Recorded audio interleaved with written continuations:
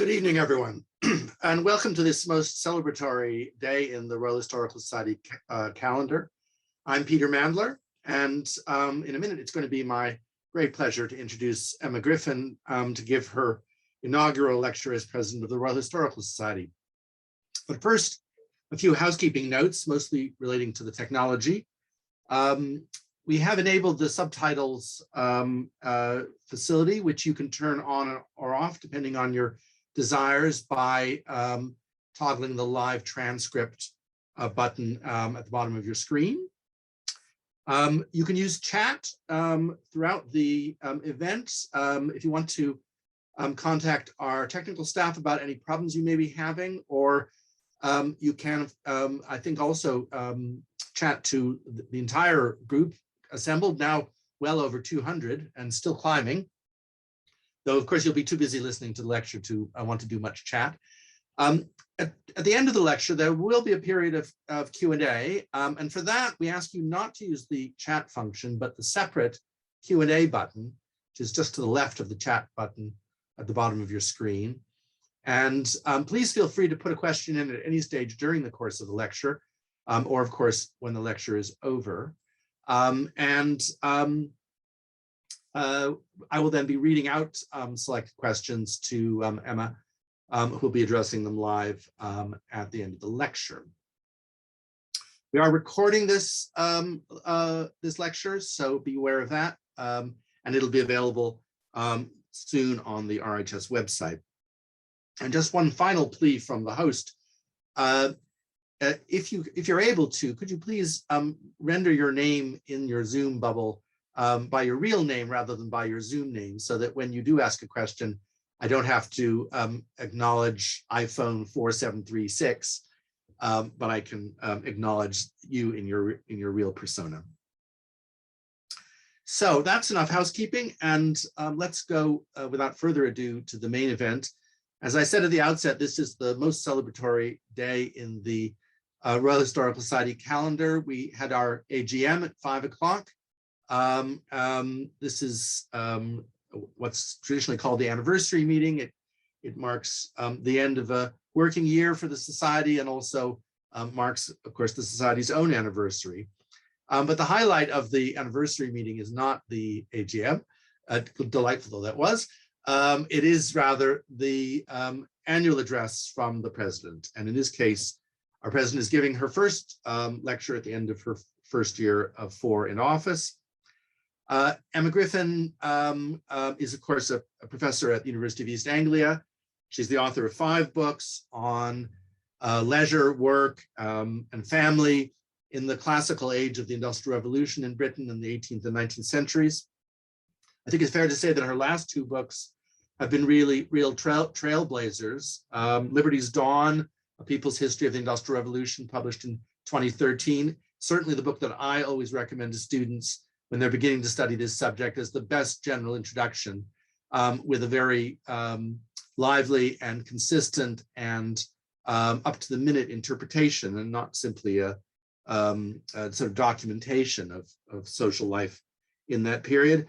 And then the follow-up, Breadwinner, published just last year. Both of these books very originally drawing on working class autobiography as their main source, and we'll get back to that in just a second.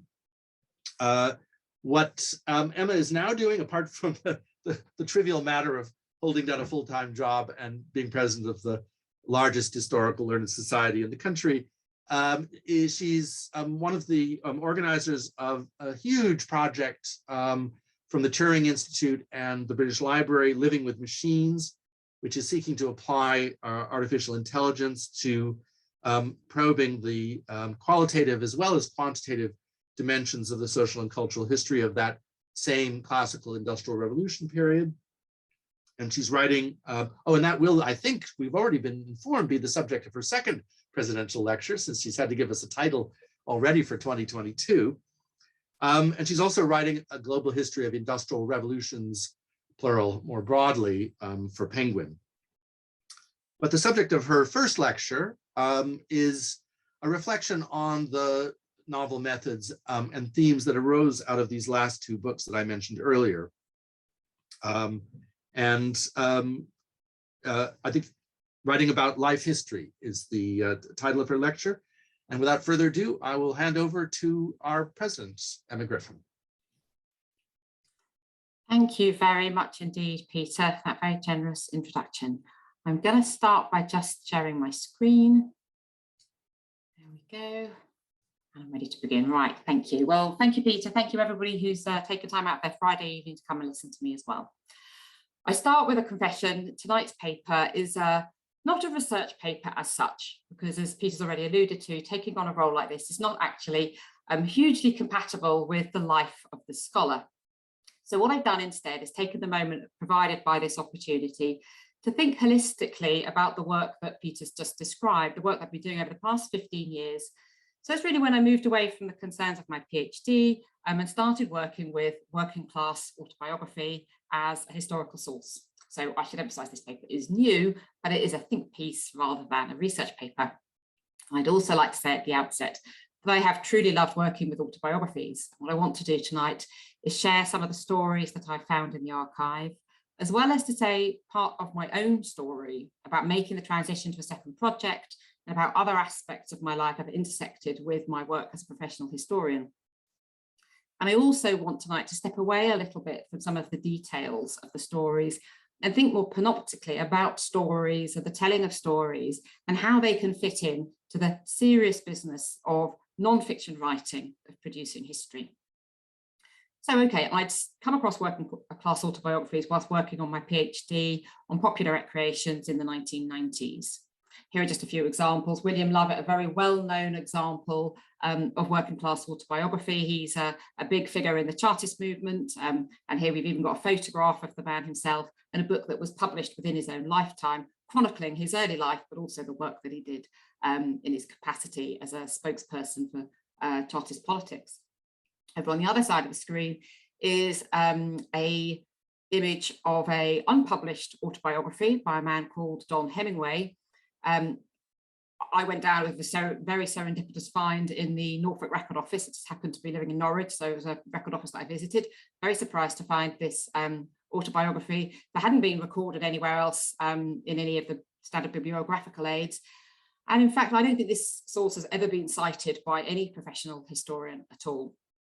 So anyway, I knew these sources were here. I knew I wanted to come back to them one day. And that is precisely what I did when I got my first permanent post in 2005. And I was asked quite early on to teach a document-based special subject for third years. So it seemed to make a lot of sense to design this course around these sources, which I knew existed and which I knew I wanted to work with. And so far as there was any plan at this stage, and there probably wasn't very much of a plan at all, it was just really to revisit some of the social history of the Industrial Revolution through the prism of working class autobiography. So we would look at big topics like work, wages, politics, whatever it might be, and use autobiography as a lens through which to discuss it. And it became very noticeable after having taught this course for a few years that I was repeatedly coming back to this, talking about this dark and cataclysmic version of the Industrial Revolution that seemed to crop up over and over again, whether we're looking at work or the workhouse or the experience of women or whatever it might be. There was always this strain in the literature that emphasized how the Industrial Revolution caused everything to get worse. And it was equally evident that this very often repeated interpretation owed a lot to this man and this book, The Making of the English Working Class, arguably one of the most influential books to have been written during the 20th century. And this argued, amongst other things, that industrialization destroyed older and happier patterns of life and was a fundamentally deleterious event in the lives of the working poor. Now, with hindsight, I don't think I really like this approach where we situate really large literatures within the context of one particularly important person's work or one person's particularly important work, because I don't think it really captures how historical knowledge is produced and disseminated by many and is a collaborative process. But perhaps this is what I think now, and it certainly isn't what I was really thinking then, when I was more than happy to pick out the big names and the big interpretations of industrialization and think of those people who commented on this as a particular turning point in British history. And indeed, E.P. Thompson was one in a very long line of such commentators stretching all the way back to Victorian Britain itself. So here we've got, for example, William Blake and his evocative lines about the dark satanic mills. We have, in addition, Charles Dickens, Hard Times, for example, his industrial novel set in an unspecified northern town. Benjamin Disraeli, a future Prime Minister of Britain. His novels about the two nations, for example, based on the Black Country. And as with Thompson, with these and many other pieces of contemporary writing that we can draw attention to, there's always this strain of pessimism and the claim that modernity didn't really bring very much to celebrate or to enjoy. And just one final example, the philosopher, here we go, John Stuart Mill, for example, concluded that society's mechanical inventions had done no more than enable a greater proportion to live the same life of drudgery and imprisonment. And towering above it all is this man, Friedrich Engels. So Engels produced a particularly clear and coherent account of the impact of industrialization on the ordinary working people. And then, of course, there's a long succession of historians, starting with Arnold Toynbee at the end of the 19th century, running through the Webbs, the Hammonds, J.H. Clapham, up to Eric Hobsbawm and E.P. Thompson in the middle of the 20th century and beyond, all of them borrowing and developing in various ways this interpretation from Engels. And of course, by the time I was working on this in the 2000s, E.P. Thompson's arguments were still very resonant and really continuing to dominate scholarly work about life during the Industrial Revolution. And nor indeed were these ideas solely confined to history books. They even occupied a place in our broader culture. So I was quite surprised as I'd sent off the manuscript for Liberty's Dawn to sit down in the summer of 2012 and watch the opening ceremony for the London Olympics. I'm going to try and play a clip from it. Press the play button. There we go. And what we'll see here is very much a kind of a similar kind of echo of that interpretation, where life starts off as green and pleasant and people are relaxed and contented. And they come down from the city, from the countryside, they come down into the towns and into the cities. I think one of the things that's really notable is a lot of smoke, there's a lot of degradation, because I don't argue with that, of course. These cities were smoky, and industrialization does cause, oops, I always do that. It certainly does cause a degradation of our environment. But what I think is interesting is the appearance that you'll see on the people's faces, and that they're kind of grim faces, and they're clearly got nothing to celebrate or to enjoy, that life is hard on an individual and on a personal level. Well, that's some of the intellectual context when we work on autobiography, but there's also a personal context for doing any kind of writing and research. I'm sure I won't be the only historian to have found that the task of moving from the idea of a second project to the execution of a second project is much easier said than done. Collecting the sources, taking some notes, doing the teaching around it, all proves to be much more achievable than actually writing the book. Now, of course, this is partly a problem of time, and particularly a second project, as you've left behind the relative comfort of the PhD, and maybe if you're lucky, some postdoctoral fellowships, you're starting to teach full time.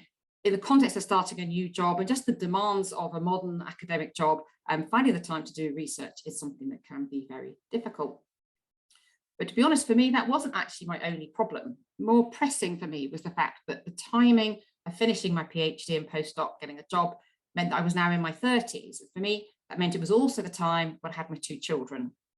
So this period was punctuated with 2 stints of maternity leave and some years of what can only really be described as complete and utter domestic chaos. So after the second period of maternity leave, I was looking forward to going back to work, partly because I'd had a period of research leave that had been repeatedly cancelled and postponed. And at long last, I was going back to this much cherished moment of research leave. That was the good thing. The difficult thing was that I was going to have this time to now settle down and write the book. And I didn't really know what it was that I was going to write. And it was starting to dawn on me that the realization that the reason for this was because these records that I had been collecting very carefully and reading weren't saying what I thought they should, what would have been convenient for me if they had said. So, okay, nobody at this time speaks of an industrial revolution, but the autobiographers' lives clearly were touched by the events that we now very happily describe with that term. In fact, some of their stories are absolutely full of detail about living during the Industrial Revolution. Oops, so back to John Hemmingway, the autobiography that found in the Norfolk Record Office. The reason that's sitting there is because John Hemmingway was born into a family of textile workers. So he was born, Norwich is his hometown. The really interesting thing about John Hemmingway and his family is that, of course, the family can't make a living as textile workers in Norwich in the early 19th century because of the mechanisation that's occurred in Lancashire. So what his whole family does is migrate all the way across the country from Norwich to Manchester. You really literally make the journey from the rural to the industrial. It really is a story about adapting to life during the Industrial Revolution. Now, of course, most of the autobiographies don't describe that kind of journey, but it really is the case that these autobiographies speak to the theme very abundantly and very often. The problem isn't that they weren't talking about the Industrial Revolution or those events that we think of as the Industrial Revolution. It was rather that they weren't interpreting those experiences in a way that made sense for anybody who's imbued with this dark and cataclysmic interpretation of Engels, Toynbee, E.P. Thompson, Hobsbawm, and many, many others. In fact, some of these writers seem to be living quite good lives, all things considered. Now, this obviously is relative because nobody's life at this time is easy.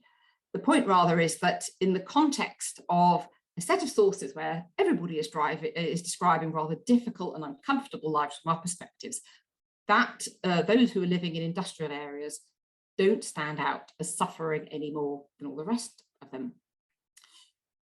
In fact, they seem to enjoy some very real advantages and gains. There's a wider variety of work in industrial areas. There's the chance of some fulfillment, some pleasure out of work.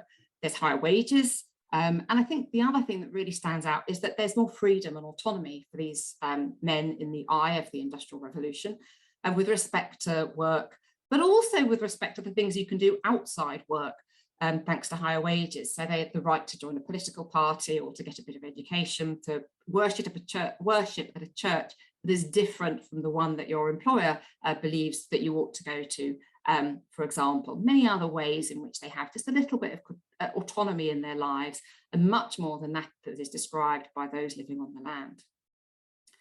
So one evening, with the kids tucked up in bed, I was talking it all through with my partner, how I was going to go back to work. I had to write this book, but the autobiographies weren't saying that things were awful and getting worse. He made a great suggestion. He said, why don't you write what you've just told me? If the autobiography suggests something different to what historians have previously thought, and if you think there's something positive to say, why don't you write your book around that idea? And I have to say, I thought that was a very smart suggestion, and it is pretty much exactly what I did. Literally returning to my office, a UEA, putting out all the books and the photocopies, rereading them, thinking about them again, and starting to see that all those bits that had jarred and had felt wrong and recalcitrant and inconvenient in some way, that they often shared things in common, and that perhaps it was this that needed to be centred and analysed rather than regarded as a problem. And this was not, I should say, very much not a case of going back and trying to find the examples of things that were good and putting them on a scale and weigh them against the things that were bad, but really more about trying to listen to what I felt the writers were trying to say without that distraction of what historians have been saying about this event for more than 100 years now. Okay, now that was the idea, and that's what I did. What I hadn't really realised is that if you decide to go against a majority view, a historical view, if you even go so far as to suggest that some aspects of that might be wrong, even if you do that because that's honestly what you think the sources are telling you, not because you've got a contrary disposition or because you're seeking fame or fortune, or you've got nefarious, dark, right-wing patterns of thought or something, even if despite all of this, and you do it for the best of reasons, you don't make yourself any academic friends. And I also think with hindsight, if I hadn't been at home dealing with all the small kid chaos, and if I had instead been out in the world trailing all of these thoughts on the conference circuit, I might have had a better grasp on the politics of historical revisionism. Well, anyway, I didn't. But one other thing that I learned from this experience is that when as a historian you say things that people don't expect to hear or that they don't want to hear, the response that you will very frequently encounter is that there is something wrong with your sources.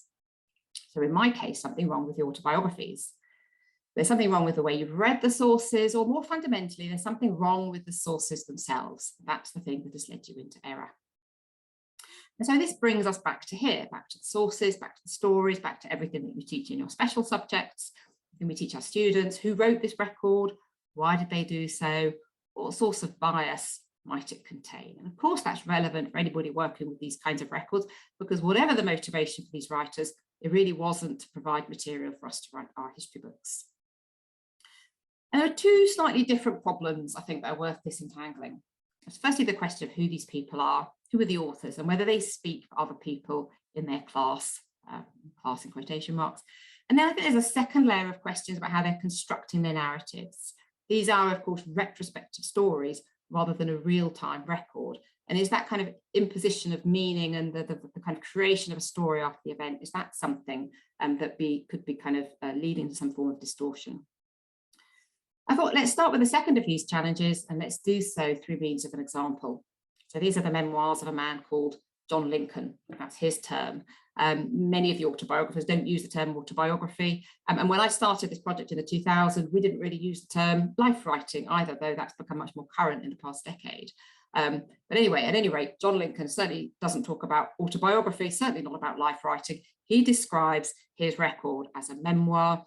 And it's a classic of it. A classic of the genre, but it just talks through the milestones of his life from birth up to the point of writing. And what do we learn about John Lincoln? Well, that he's born into a single parent family in 1777. He writes this in 1830s. It's quite an early example. It's a particularly impoverished background, though actually there are many, many other autobiographers with very impoverished backgrounds. That's not that unusual. What I think is unusual, though, about John Lincoln's autobiography is the amount of personal detail it contains. Again, this was in the Norwich Record Office, never been used before, to the best of my knowledge. And I was very surprised to go down and to hear everything that he had to say about his personal life. It's not normally what people are writing about in the 1830s. So what do we learn? We learn, obviously, that the family is very poor. He leaves home at the age of 7 because his mother can't afford to keep him. He lives in a succession of live-in positions as an outdoor servant and luckily as an indoor servant, which he considers a big improvement. He spends a period at Wingfield Castle in Suffolk. That's where he is as a teenager, and that's where he learned to read and write. At the age of 21, he takes a position as a footman with a clergyman in Oxborough in Norfolk. And there he tells us he got on very well and, quote, became acquainted with the cook, Anne. Now, it's never really clear to me whether John likes Anne or not. She was, he says, a very stout person and 10 years older than myself, and she had a hot and violent temper. He says that everyone around him told her not to marry her, but he wouldn't listen, and he did marry her, and he was very soon wishing, quote, that he had followed their advice and never married. Anyway, not too hard to understand why he took this decision. 5 months later, Anne gives birth to a son, though within 2 years, both Anne and the son have passed away, and John is once again a single man. Life rolls on. 2 years later, John has another pregnant girlfriend, and once again, he's contemplating marriage. Now, this woman, very unusually, refused to marry John, and I say that is very unusual. The many, many pregnant women within the autobiographies, and in every other case, both she and all her supporters are desperately trying to corral the father into marriage. And most unusually, John seems to be a willing, he actually seems to be really keen to get married and is trying to persuade her and meets up with her a number of times, but she does not want to marry and goes ahead and becomes a single mother. And I think it's just a really good reminder that human lives and human stories are always really messy and really untidy. And no matter what general truths you might come up with, there are always people who don't fit the standard template. At any rate, John's memoirs continue with much more information about John, about his many different employments, his subsequent marriage to Sarah Smith, which produced 7 children, of which a considerable number died. And then he moves on to what his writing is actually all about, his religious conversion. That's what takes up the bulk of the narrative. So despite the way I've just presented John's story, John Lincoln really is not trying to narrate a story about his sex life. It's all just peripheral detail to the story of his journey from sin to salvation. That's the story that he really wants to tell. It is in many ways, it takes the form of a traditional confessional narrative. Okay, so I suppose the question then is, that's an example of a source. What can we do with these kinds of sources? What larger historical truths can we deduce from one single messy life? And even if we pile up the examples so that we have dozens of lives, hundreds even, and we do have hundreds of autobiographies that are created for this period, how can we move from the particular to the general? How do we know what's relevant? How do we even know what's true? And as I've mentioned, if you're going to be developing a historical argument that departs from the usual narrative, these questions about your sources are going to be asked of you with a particular urgency. Well, firstly, I would say, as with any historian working with any kind of record, we can simply check some of the details by cross-referencing with other records.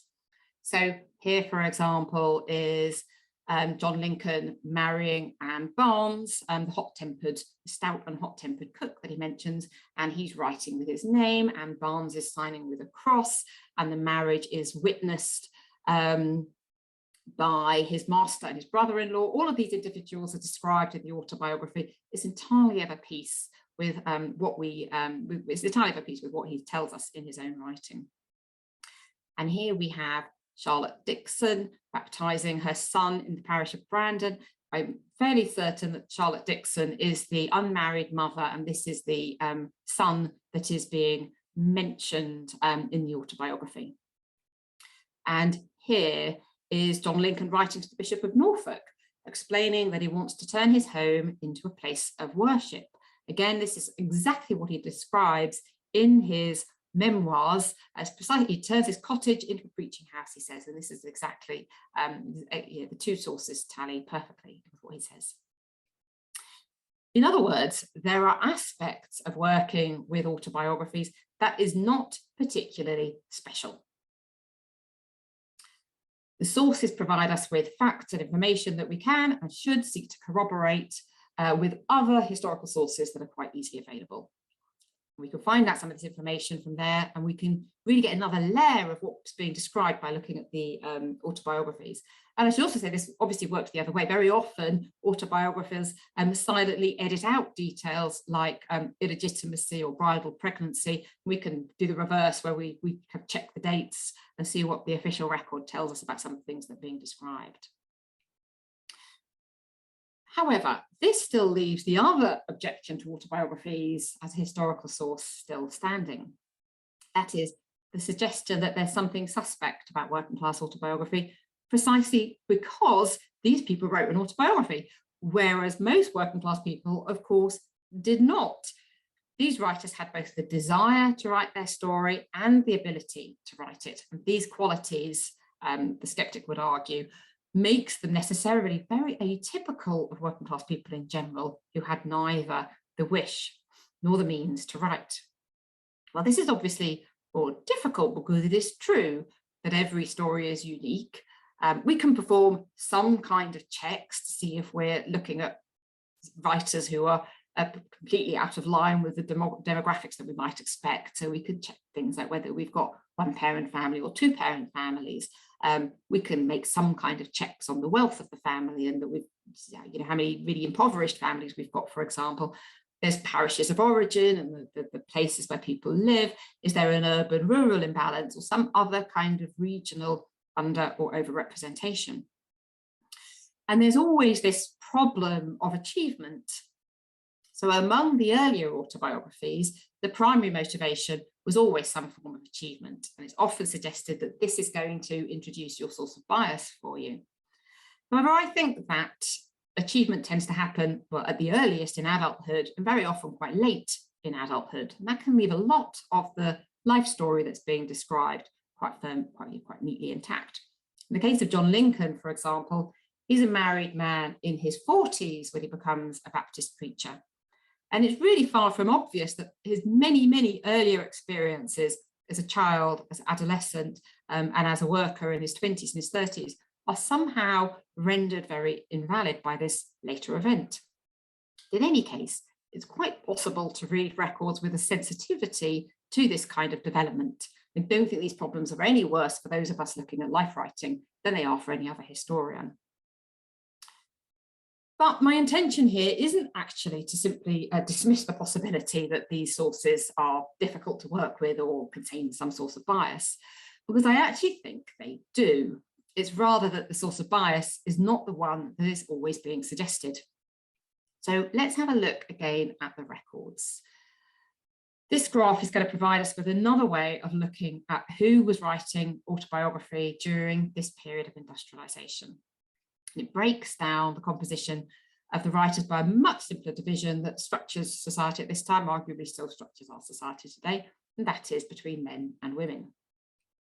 Here in the first instance, it charts the writing of autobiographies by men. And we can see that just at the same time as the Industrial Revolution occurs and urbanization ticks up, we see more and more men leaving the land, taking up urban industrial employments, and at the same time taking up their pens and writing an autobiography. And I think this is consistent with what I've been trying to argue, that there's something about the process of industrialization that opens up opportunities for working class men. Not all, but certainly for some. If we add in the number of autobiographies written by women, we see where the true imbalance really lies. So we've got virtually none at all through the 18th century. And then even when women do start writing at the very tail end of the century, they're doing so in a way that's reminiscent of how men are writing way back in the 17th century, really bears very little relationship to the way that men are writing at this time. And it is true that men's literary skills are slightly higher, so far as we can tell for this period, but nothing that suggests these kinds of proportions at all. Now, of course, this is not a stunning finding. Everybody knows that there are much more autobiographies for this period written by men rather than by women. I'm not trying to claim I've discovered something that nobody had noticed. What I want to suggest instead is that there is a significance to this thing that is so obvious that has probably been underestimated by all of us. It's worth just pausing for a moment and taking stock about who's writing history and whose story they're telling. It may seem a pedestrian point, but these accounts of what it was like to live through the Industrial Revolution were overwhelmingly written by men and not women. And indeed, we can go quite a lot further. Victorian commentators, Blake, Dickens, Disraeli, Mills, Engels, many, many others, they are almost all men as well. And indeed, that succession of historians, starting with Toynbee, running up through E.P. Thompson and Eric Hobsbawm and beyond, were all men as well. And of course, by the 2000s, when I'm starting to do my research, there's a good handful of women who are writing about working class life during the Industrial Revolution. So I'm not seeking to deny that.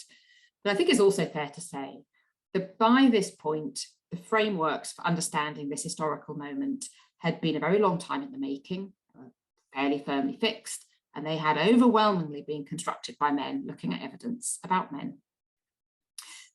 So I suppose if the idea behind my first project, our working class autobiography, was to put the voices of working class people into our narratives of the Industrial Revolution, accent there on the working class, and that doing so had led me into a very different place. And I guess the next question is what happens if we put female voices into our narrative? This is the logical question. I should also say this is probably not the question that I asked. My sense was that at this time there were lots more autobiographies for the 19th century, and just rather as I had initially known, I wanted to look at the Industrial Revolution through the lens of autobiography. I was now thinking, well, why not go on and look at Victorian Britain using the next generation of autobiographies that are available. And in terms of gender and those who are writing, we do definitely see a very different kind of demographic. Here's the men again. So men steadily rising all through the 19th, the 18th and the 19th century. And if we add in the women, here at the very end of the 19th century, we suddenly get this uptick of writing by women. They're starting to produce them in really some numbers. And I should also say, I mean, what we're looking at here is there's a big lag. People write their autobiographies a long time after they're born. So these are the dates at which people are born. So this takes us back to childhoods that are described in the late Victorian and the Edwardian period. They're being written, the autobiographies are being written in the 1960s, the 1970s, even the 1980s. And so what's really being shown here is the very different opportunities that women have for writing their story that emerged during the 20th century. rather than something I think that is particularly germane to the late 19th century, these particular birth dates. Okay, so this is definitely one context for the project that I moved on to, but there was another. My own situation had also changed quite dramatically over this period. We now had 2 children, which of course is absolutely nothing compared to some of the very large families that are described in the autobiographies. And certainly haven't had multiple child loss and pregnancy loss that we sometimes see described in these autobiographies. And yet, of course, pregnancy and birth, even on a very small 21st century scale, is very significant and very life-changing. In my own case, I've been the first woman to ever take maternity leave in my department. It had been difficult, and the immediate professional consequences of doing so had not been particularly positive. And then there was also the fact that caring for infants and very young children, pregnancy and childbirth, all of it is just incredibly hard work, even with all of the comforts of a post-industrial society.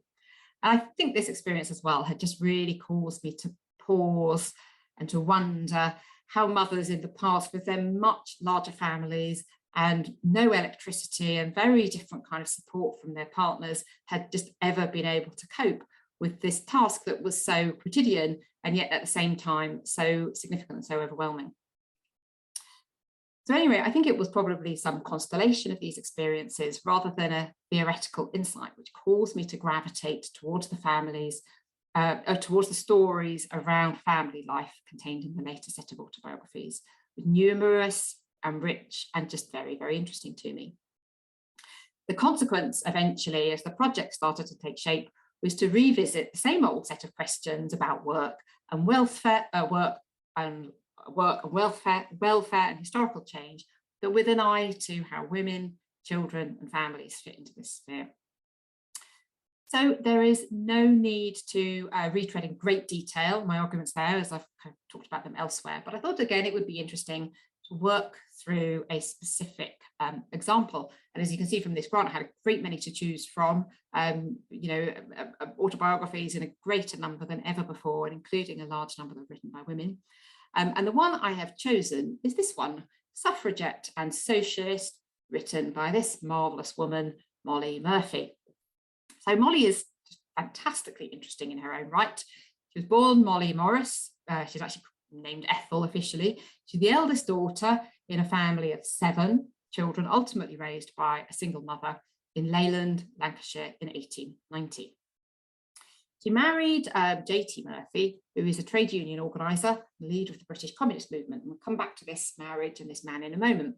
But her life story didn't obviously start with her marriage. Nobody starts there. She starts with her parents, and more specifically with her father, Julius Morris. And this is very far from unusual, because large swathes of a writer's early years are really determined by the presence or not of a father and the extent or not of his earnings. And fatherhood is therefore something that does loom very large in the sources. Now, if we extract all of the details about Julius Morris from Molly's writing, we end up with an account that fits quite neatly with my suggestion that industrialisation brought some benefits to male workers. Move on, next slide. Here we go. Here we have Julius Morris. He also, I should say, goes by the name of Alfred. He's got a German father, and I think he wants to lose the name Julius possibly at this point in his life. At any rate, he goes by the name of Alfred and Julius. He's born in London. He's living in Lancashire, as we can see here, as a cutter in a rubber factory at the time of his marriage in 1886. And he seems to be doing quite well, because 5 years later, at the time of the 1891 census, he's become a foreman in the factory. And Molly, in her recollections, actually remembers living in a nice big house in this time and remembers it being better than the neighbours' houses. And according to Molly's memory, he's a man with many other interests as well. So he's active in the factory's union, and in fact, he had led them on a strike for higher wages. Unfortunately, the strike wasn't successful. And in a fit of indignation at this point in Molly's early childhood, he decides to resign his position as a foreman, declaring again that he will, never again will I be a boss's man. And these are the kinds of choices that are available when you leave the land and you're working in an industrial city rather than as an agricultural labourer. There's the opportunity of work that pays beyond a bare subsistence, which contains an element of skill, possibly of interest, and certainly the possibility of advancement. There's the opportunity to get involved in other political or intellectual causes.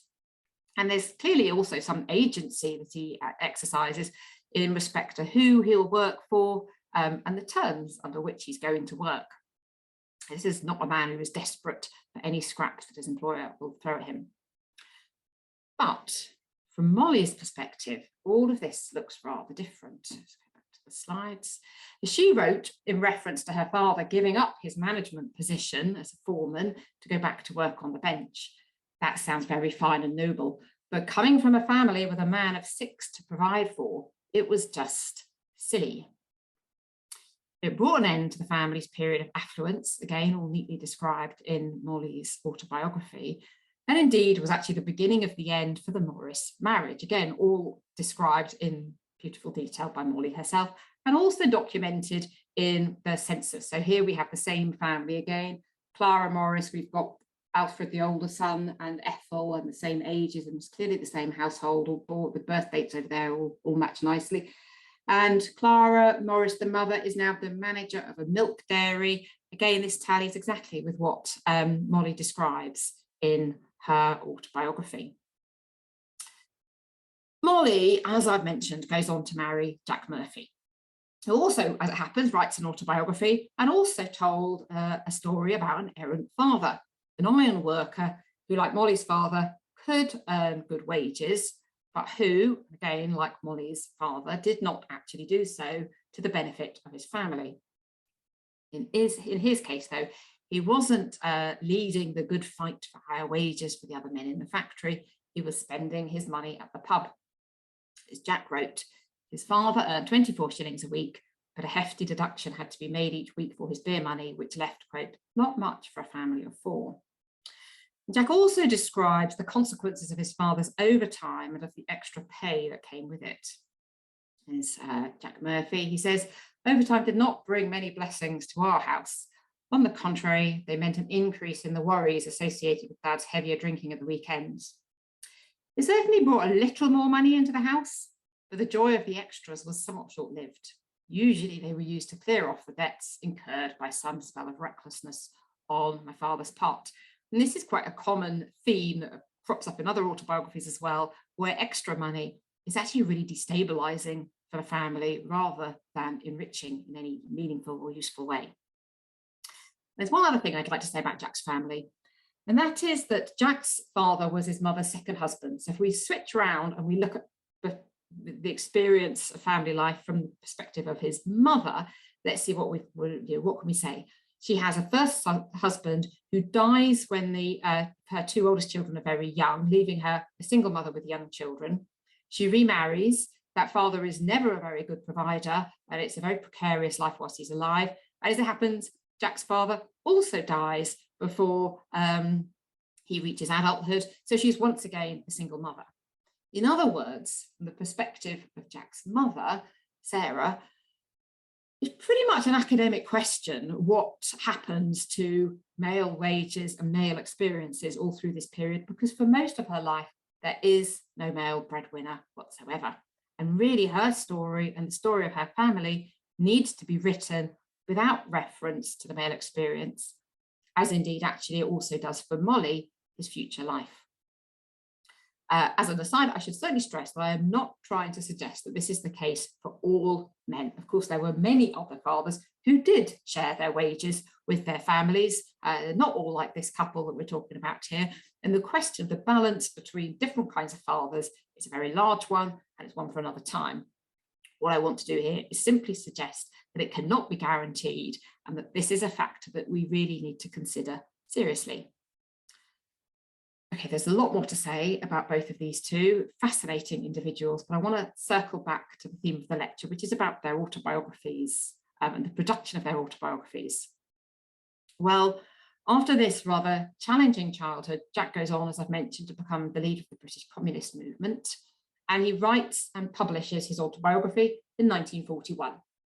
It's a real book published by Bodley Head, which you can all go off and buy on Abe Books or Amazon or something like that nowadays, after you've got off this lecture. Now, Molly also gets involved in politics in the 1900s. She's involved in the suffragettes. But whereas Jack's biographer describes him as one of the most important self-educated worker intellectual figures of the early 20th century British revolutionary socialist tradition, no such claims would be made of Molly. As Jack's star rose in the 1920s, Molly is actually a full-time housewife bringing up their son. She did re-enter politics, but in a much more modest capacity, and only once the son was of an age to be looked after by others. And in fact, in an act that rather jars, I always think, coming from two communists, they sent him off to Bedales, a private boarding school. Anyway, off he goes, and that enables Molly to become a political actor in a very modest way once again. Now, Molly also writes an autobiography. Here it is. She writes her autobiography many, many years after Jack, and it's even been suggested that he ghostwrote it for her. Got no evidence that's the case, but it's a suggestion that's been made.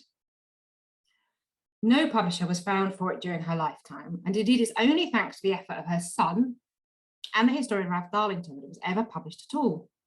And even then, is not listed in any of the standard bibliographies for this period, and it is far from easy to find. I'd found it at the very end stages of the project, and I only found it in a local library.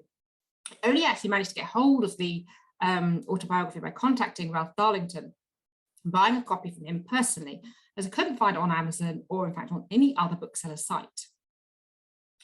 In other words, for a whole host of reasons, it is much, much easier to get hold of a copy of Jack's autobiography than it is of Molly's, and it's much easier to tell his story than it is to tell hers. Now, interestingly, this doesn't change the account of their fathers. Both are really telling a different version of exactly the same story, of fathers who enjoy some of the gains of industrial work, but who don't actually pass those gains on to their families particularly well. But their adult lives are definitely very different. Molly and Jack have a lot in common as working class children of the Victorian period. But their adult lives in the 20th century followed dramatically different paths, and those paths were very much and very strongly determined by their gender.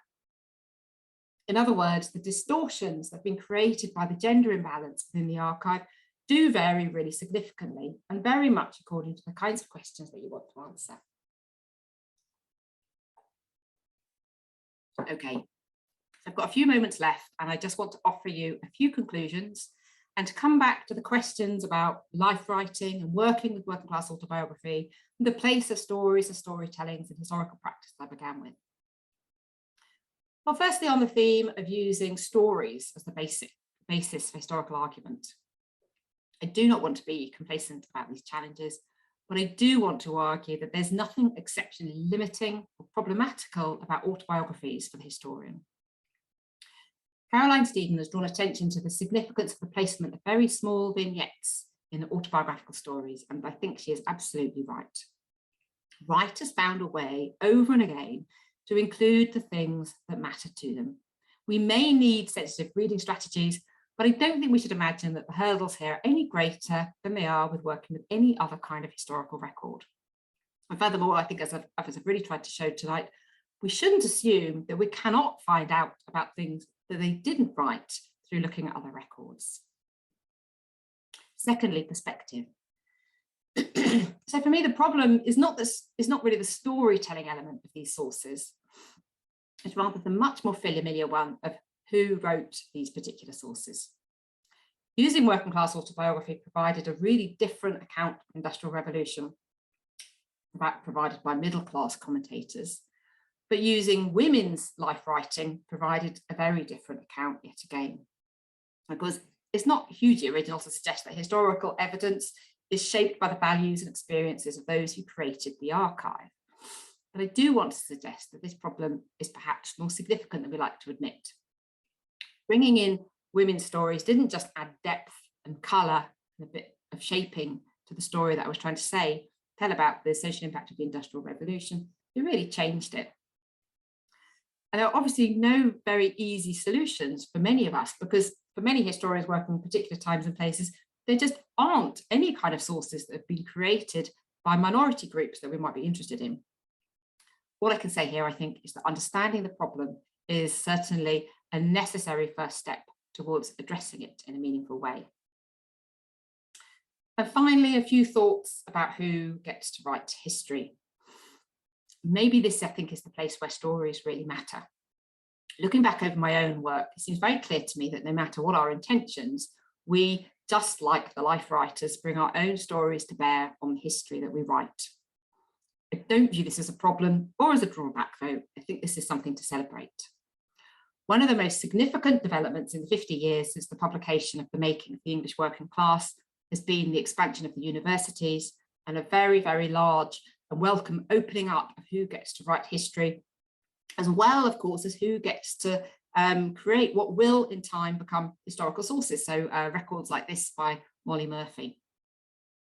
Maybe this is where I want to end. It seems particularly appropriate for me to end here, and this, my first lecture at the Royal Historical Society, expanding our demographic base at every level of the profession, as well, of course, as supporting history outside the confines of the university, isn't justified simply on the grounds of fairness. I think it will help us to better understand the past too. Thank you.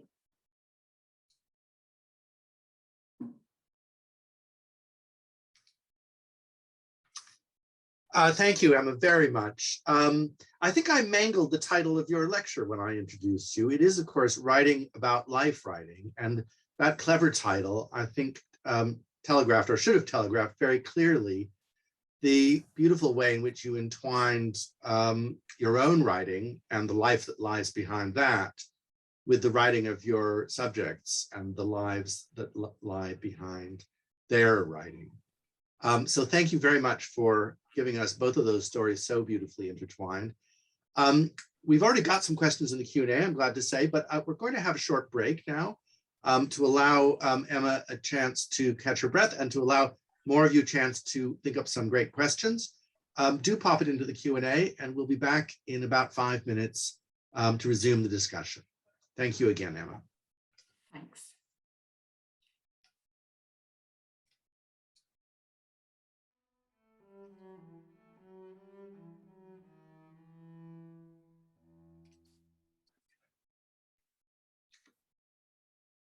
Welcome back, everyone.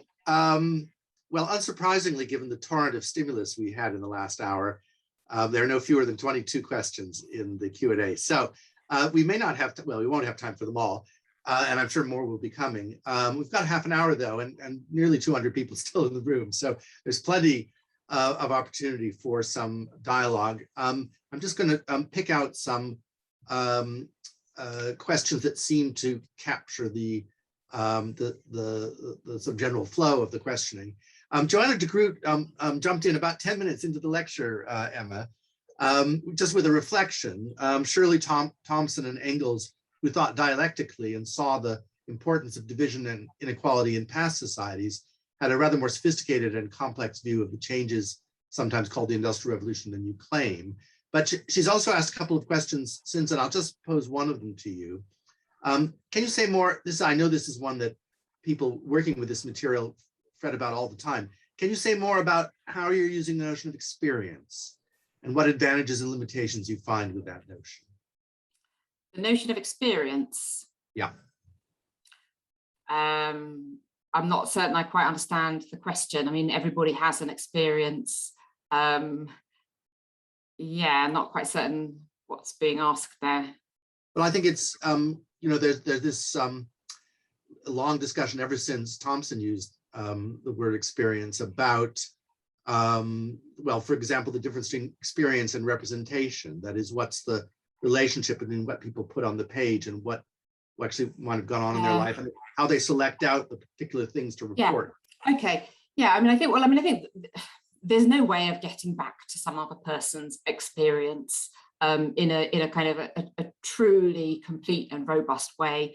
It's clear that these are experiences that have been mediated by a whole lifetime of events, and that they are lain over with interpretation. So I suppose I'm probably not really trying to get to the true essence of what somebody's experience was. I'm quite happy to be working with somebody with how somebody understands their own experiences, how they interpret those experiences.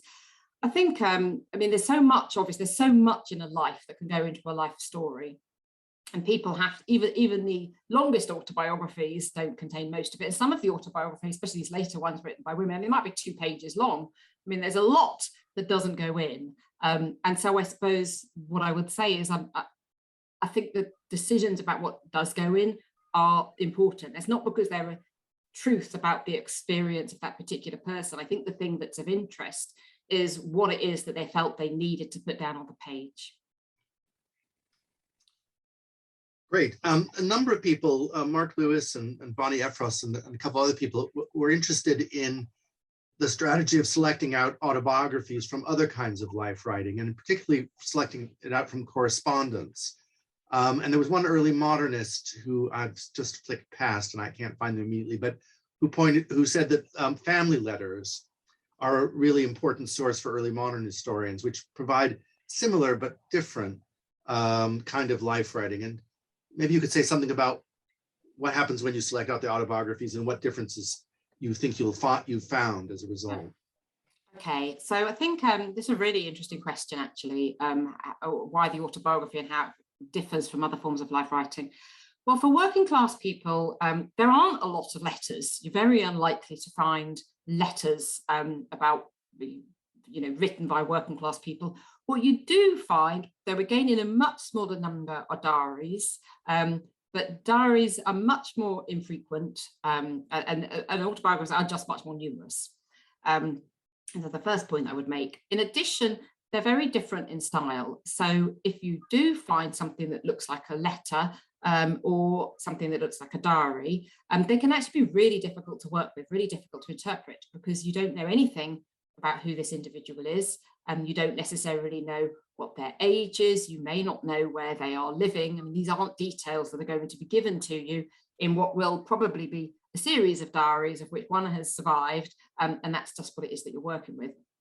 The other thing about diaries is they often don't tell you very much about their lives. They are a record of transactions, so often be kind of a record of transactions, things bought and sold, of jobs done, of money earned, things like that. So they're not very reflective.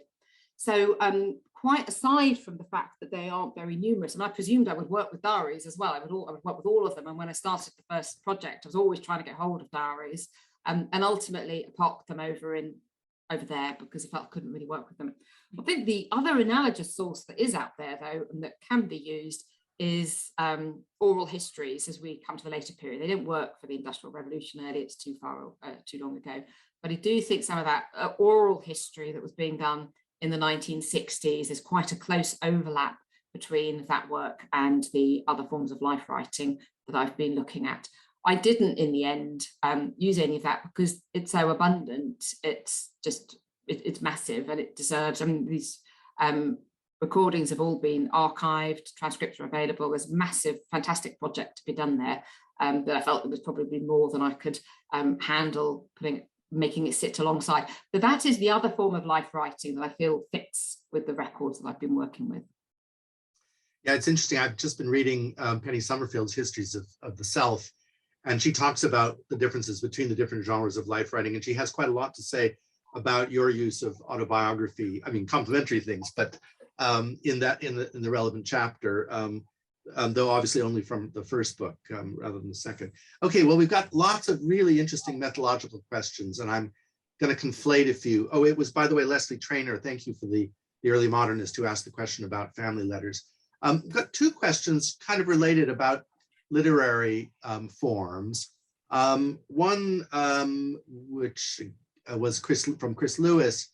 What, if any, literary models did working class autobiographers have in mind when they wrote? And then from the other end, Kate Newey asked, how do you think working with life writing might usefully be intertwined with working with fiction? She was thinking of Elizabeth Gaskell, and wonders if you've reflected at all on the difference between those genres. So one is about literary models as literary sources as models and literary sources as sources. Yeah, that's really interesting. So no, I haven't used very much working class fiction. I don't think you couldn't.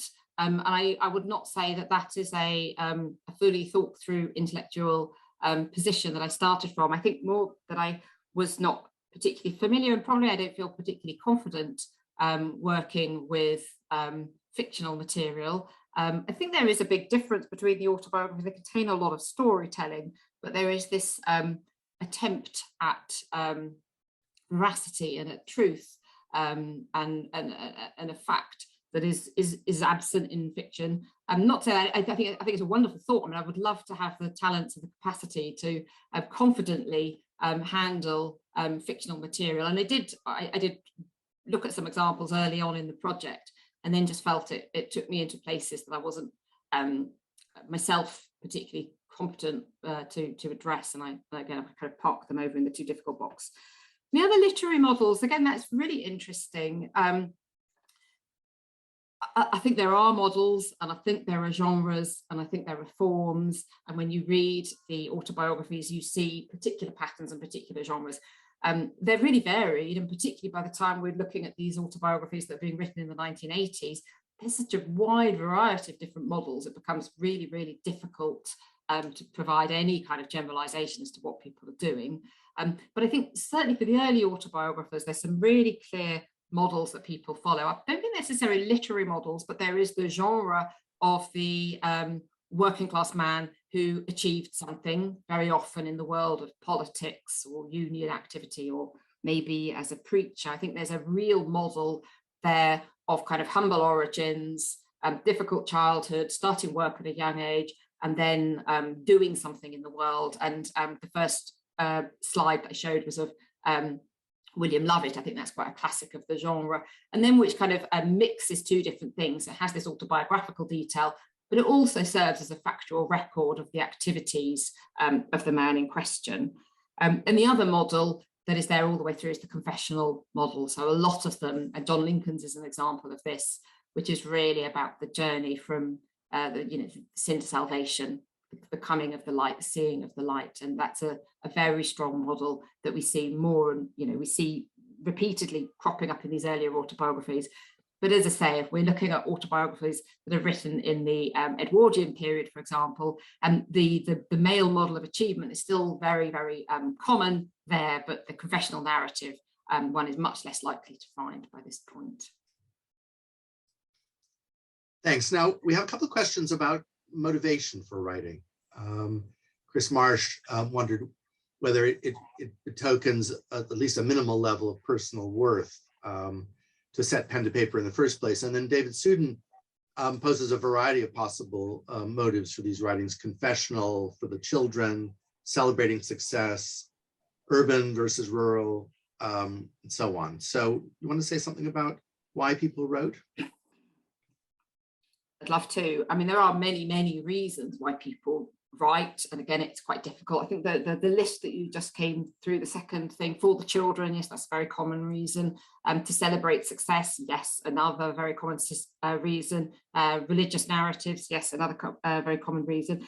But I'd love to just circle back as well to the point that Chris Marsh made about the motivation for writing and the idea of personal self-worth. I think that's a really insightful comment. I think that's absolutely right. I think it takes us to the heart, particularly of this kind of explosion of working class life writing that we see for that generation that's born in about 1770, 1780, 1790s. That generation now, for the first time, is starting to produce some kind of body of working class life writing.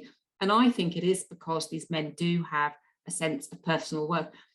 It may well be that they also have more capacity, but I think what we're talking about here is something that goes far, far beyond the ability to hold a pen and to write, which is significant in itself. It is obviously significant. Access to paper, access to pen, access to ink. All of these are significant hurdles that have to be overcome. But in addition, there is that belief that you have a story that's worth telling. And I think that's what really starts to emerge in these later autobiographies. There was always a purpose for telling a story if you were a sinner and you had been saved. So that motivation is there all through the 18th century. By the end of the century, there's really another new motivation. And that is because you have been a working man and you have worked hard all your life and maybe you have some skill in the work you do as a carpenter, and you live well paid, you'd be wealthy, that you are a working man who works with his hands and with his back, and that is a thing of value. I think that's really interesting to see that emerging as something of value. I think it also helps to explain why women are not writing at this time, because women, of course, are also working very hard, but they're doing domestic work, and this just isn't regarded as something that could be a motivation for a story. And in fact, I've got one female autobiographer.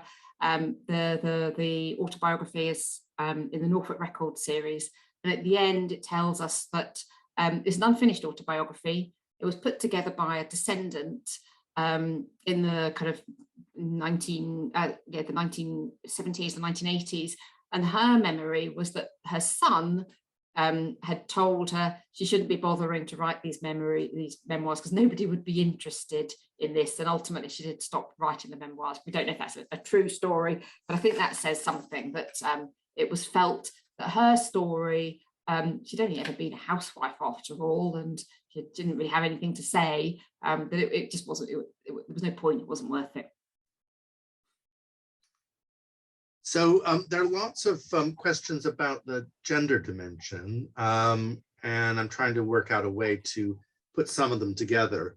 A number of people would like you to say more about how you can winkle out women's perspectives from the male sources for the earlier period.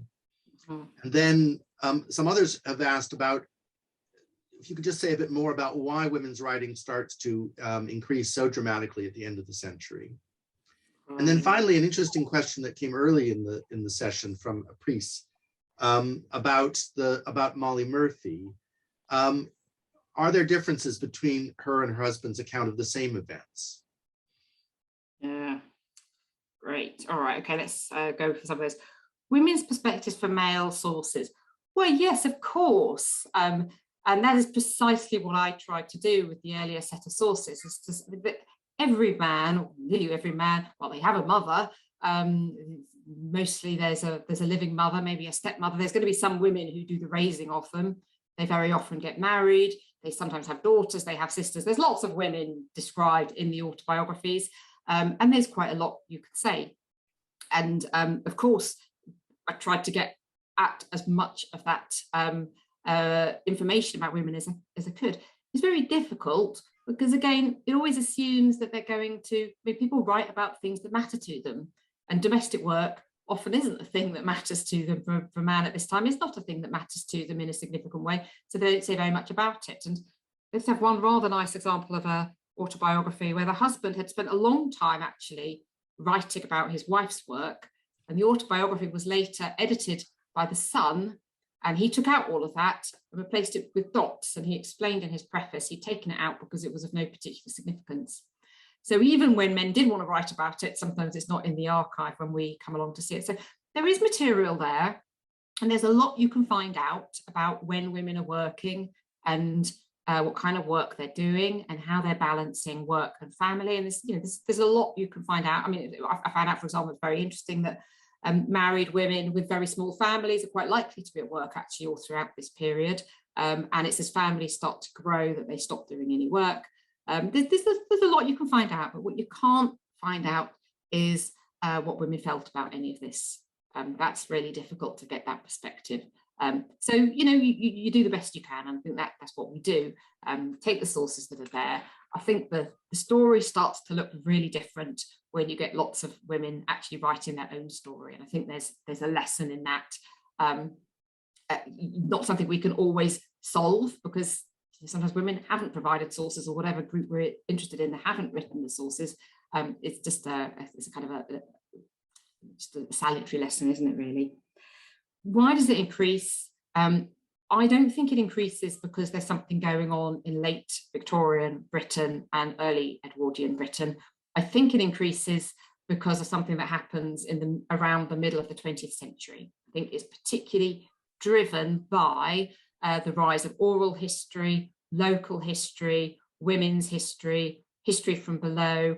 Many of the sources that I look at, I mean, I've got a few here. This one, for example, Molly Murphy, they're not real books that got published. They're just kind of things that have been put together often through the efforts of local historians or some kind of amateur and non-professional historian who's thought, look, there's an interesting story here, let's put it together and let's print it. So sometimes it's kind of printed more than it is kind of formally published. So I think that, and by this point, we're reflecting the interests of local historians in the middle of the 20th century, and they're just as interested in women's history as they are in men. So I think that's the rise. Another reason for the uptick, though, I should say, is I looked for them really, really hard. It could have looked quite different, and I probably could have had a lot more male autobiographies on there. I think there probably are lots more, but at some point my energies really switched to just trying to find as many that were written by women as I could, and that's why that gap closes. And if I hadn't been minded to do so, I think there would have been actually quite a bigger gap. Just as a very small follow-on point for that these are just the numbers of the autobiographies. When you compare the autobiographies, they're often really different in that the male autobiography will be thick volumes with lots and lots of words in them, and they've been published like the Bodley Head book by Jack Murphy, whereas the women's autobiographies will just be very, very slender volumes. Sometimes they're just a couple of pages long and they haven't been published. So there's still actually a lot of variety in form. The amount of words that we get from men is always much more than just the headline figures. But Molly and Jack and their different interpretations of the same history. I mean, Molly and Jack are not the only example where we've got two people talking about similar events. They're a married couple. I've got a handful as well where we've got two children raised in the same family that describe the same, similar events of their childhood. It's got two sibling sets where there's a similar, there may well be others. I think that, there are things that are similar and there are things that are different that come out of these people's interpretations. I think Jack's autobiography was a public autobiography. And as I say, there is this suggestion that he was quite heavily involved in the writing or the creation of Molly's autobiography. So yes, there's a big overlap and it all makes sense. In the other ones, we've obviously got people writing independently. And I think what's interesting is the family is always recognisably the same.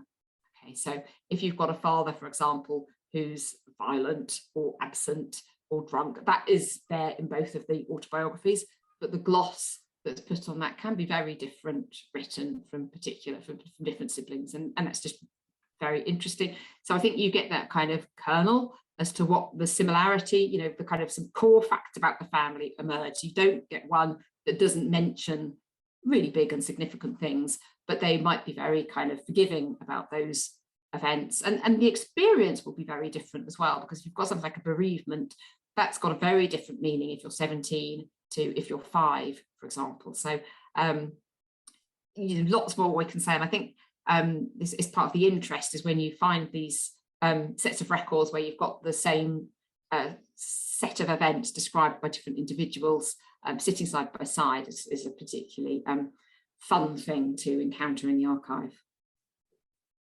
Great, and along the way, you incidentally helped to answer a question from James Gregory about the pattern of publication. So thanks for covering that. Here's an interesting question. From Diana Wilkins, do you ever find yourself facing ethical dilemmas when writing about people with living descendants? And how do you deal with these? Are you ever in touch with the families of people who wrote these autobiographies?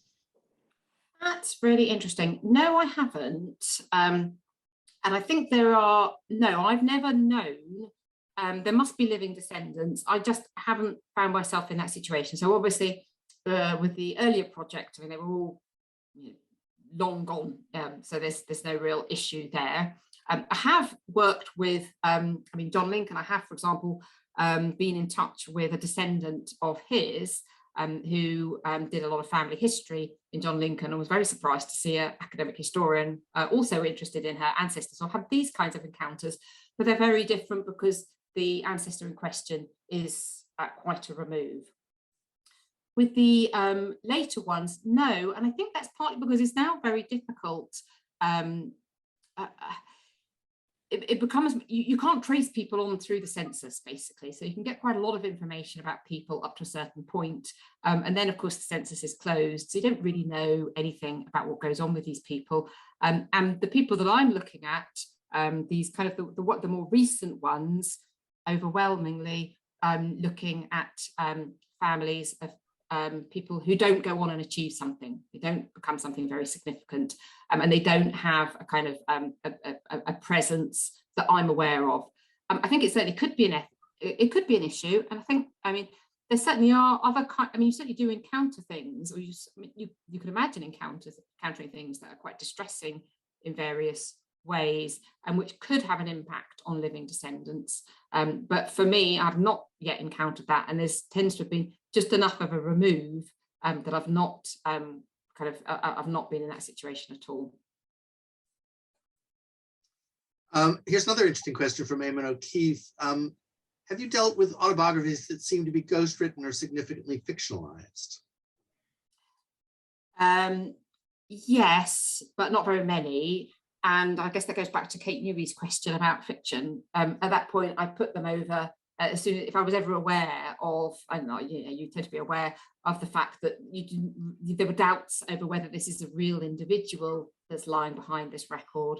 I said to myself, well, this probably needs a different kind of approach. And I'm kind of trying to get to some of the facts of people's lives. And as we know that this is fictional in some way, or we don't have that kind of core of a real stable human being lying behind it, I'll park that one over there. So they certainly do exist. I think they're interesting in their own right. And I haven't worked with them very closely. Someone else who I've just temporarily lost. Oh yes, Andrew Hobbs asked, what about memoirs and reminiscences published during the boom in historical writing in local newspapers, which starts as early as the 1860s? Yes, and where these turn up, I'm very happy to use them. In fact, one of the ideas for Living with Machines, the Digital History Project, has been to try and see if we can use machine learning to find more examples, because we think there must be more in the massive digitized newspaper archive, but they're quite hard to find. Yes, I've been very happy. I've been very eclectic. I'll always work with any autobiography, and newspapers do. I mean, particularly if somebody's reached a ripe old age, and sometimes they just have like memory columns, and people will write in and they'll publish their memories. But these are like looking for a needle in a haystack, and I don't have a very large number of them at the moment. Maybe about, I don't know, a dozen or a couple of dozen maybe of autobiographies that appeared in newspapers. They're not phenomenally different from other autobiographies that we see in other formats, except of course they tend to be really short, and they often don't contain a name that makes them makes it possible to search who this individual is. So it'll just be like an octogenarian in our parish or something like that. Yes, and they're there, and they go into the pot with all of the other ones. James Gregory has tipped in again in response to your point about how hard it is to trace descendants in a more recent period. What about using genealogical databases, where you presumably can track your protagonists and then also find out who their descendants are?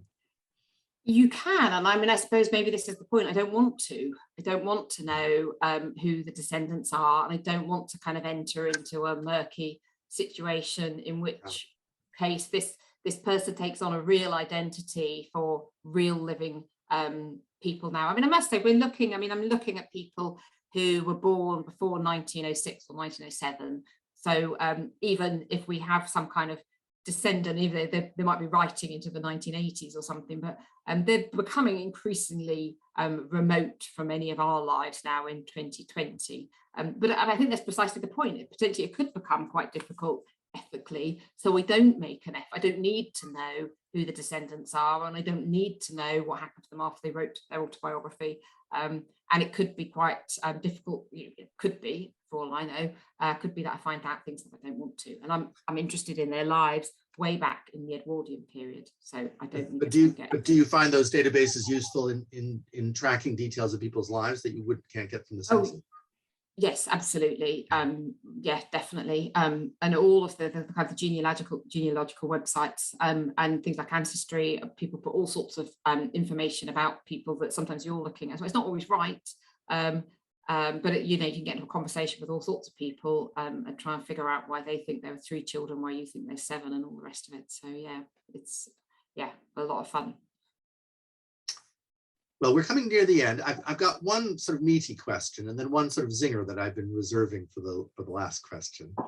Sean Harford asks, your memoir work, Illuminating the Industrial Revolution, reminds me of Linda Colley's work on captive narratives and what it tells us about empire.